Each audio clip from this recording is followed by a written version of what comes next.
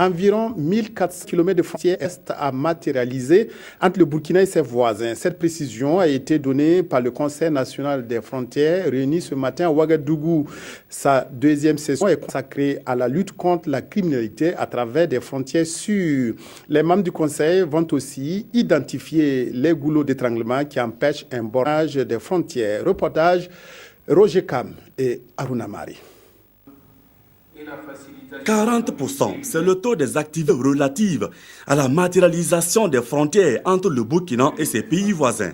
Sur les 3600 km de frontières communes, environ 1350 restent bornés. À cette deuxième session ordinaire, ces membres du Conseil national des frontières vont donc statuer sur les documents relatifs à la gestion des frontières stratégiques pour le bornage complet des frontières du Burkina.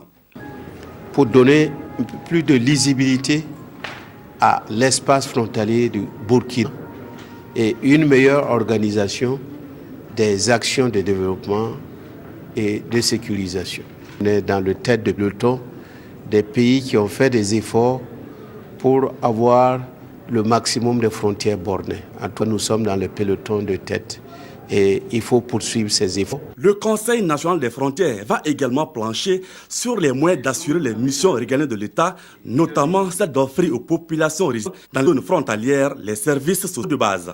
Nous sommes chargés de délimiter et démarquer les frontières internationales du Burkina Faso et de gérer aussi la coopération transfrontalière. Après le bornage, vous savez qu'il y a des villages qui passent de l'autre côté de la frontière. Comment faire pour que ces populations vivent en paix?